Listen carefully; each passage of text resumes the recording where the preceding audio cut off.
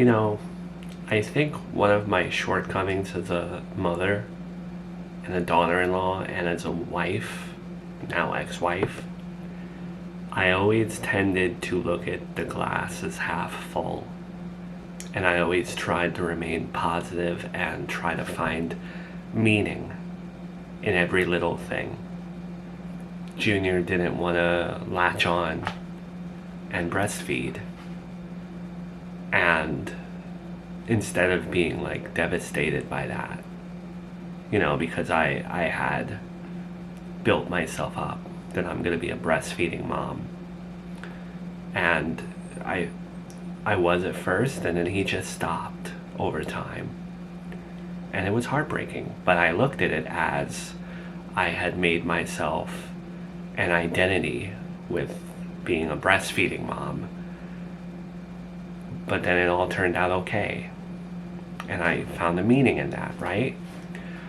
But things like my mother-in-law fighting with me and trying to force my marriage with Joey, those were times where there was just no meaning there for me. Just one big mistake.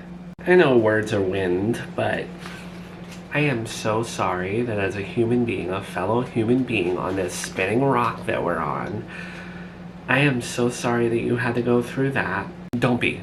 I'm leading to something here. When you came into my life, even though you came into my life in college, I didn't even realize it. But when you entered my life and forced my husband to cheat on me, forced is a weird word, sorry. When that happened, I didn't do what I typically did. I didn't try to find meaning in it. I instead went, woe is me. Why did the universe send this wicked woman to ruin my marriage? Again, I know you have a trajectory here, but again, I am sorry for that. Please, I'm getting to it. Now in hindsight, you turned out to be the one that helped me flee Serafina Town and get my marbles together so I could come back and fight. You made me realize what a scumbag Joey was. Without you, I'd still be in a toxic marriage. You were the first warning sign, as terrible as it was, when it comes to my kids.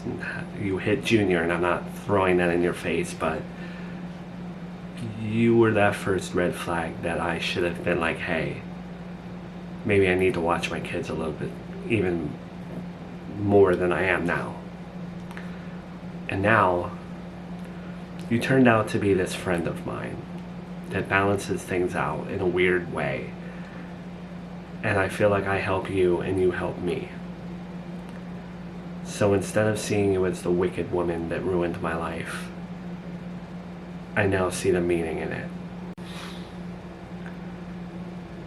That is one of the most beautiful things that anyone has ever said to me. I include that with anything that my family has ever said to me. Anything a teacher, faculty member, boss, ex-boyfriend. That was beautiful. Yeah, I think so. I think that if you can take the most terrible parts of your life and pull meaning from it and realize when sometimes there's no meaning to be drawn, you'll be okay. I hope you can take that from this conversation. Miranda, I want to make it known right now, and I am being 1001% transparent. I will never betray you. Well, I wouldn't have said all that to you if I thought that you were going to. And I apologize for how I treated you in the past with my paranoia. But I now feel like you're a friend.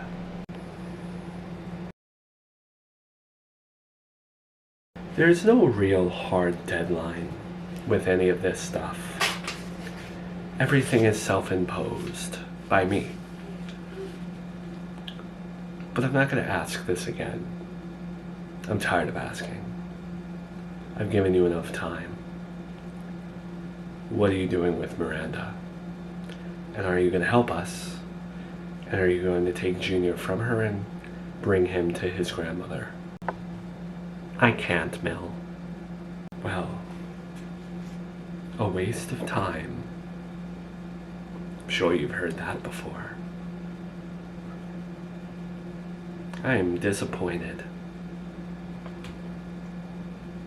You grow a backbone with my son and blackmail him and give him ultimatums, and you act all tough with him. But when it comes to Miranda, Mel, the last thing that I want to try and come off as is acting tough. I am not acting tough. Oh, please.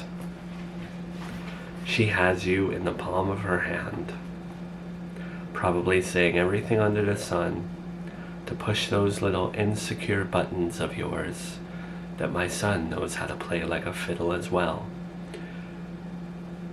I could understand the man that you've once slept with knows what buttons to push to get under your skin and make you feel insecure, but Miranda, she must have a way with words nowadays. Mel, it's not anything personal against you, it's just I don't have many friends, and now I am friends with her. The only true friend that Miranda has, Melissa, and you'll learn this the hard way, just like my daughter learned the hard way when Miranda left to Florida and said goodbye. Well, no, didn't even say goodbye to her friends. The only person that Miranda is friends with, it's the bitch that she looks in the mirror at. You are nothing but someone who is now going to listen to her every problem, run to her beck and call when she needs you, be an ear when she wants to trash my son, trash me. And just when you feel like you are a part of her family and you've given candy to her kids and spent a holiday or two with them, she will grow bored because there's not enough drama in your relationship with her. So she will cause drama, and then she will cut you off because she makes her own problems, plays the victim, and then villainizes anyone that gets in her way, the way that she creates. You, Melissa, and I care about you, and I want you to be with my son, but it doesn't change the fact that you, Melissa, are a coward. Mel, you are very, very lucky that I'm not in a terrible mood by your news, because you were moved to Plan B anyway. We're going to go with Plan A now. And if I find out that you slipped up with Miranda and said that I am planning to take her kid, well, I will ensure you will never be with my son. Don't ask me how, but I will. And don't get all sensitive when I say this, but I will send you straight to where Salvatore is playing cards with my Uncle Jimmy as Jonathan watches on. You can be a party to that poker game. Okay?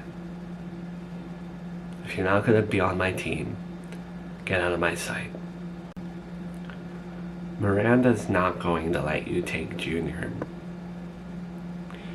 I hope you know that. That's what she wants you to believe. But she has lost so many times. And she's going to lose again. But this time it will be permanent. At least you'll get to see when she loses custody of Junior.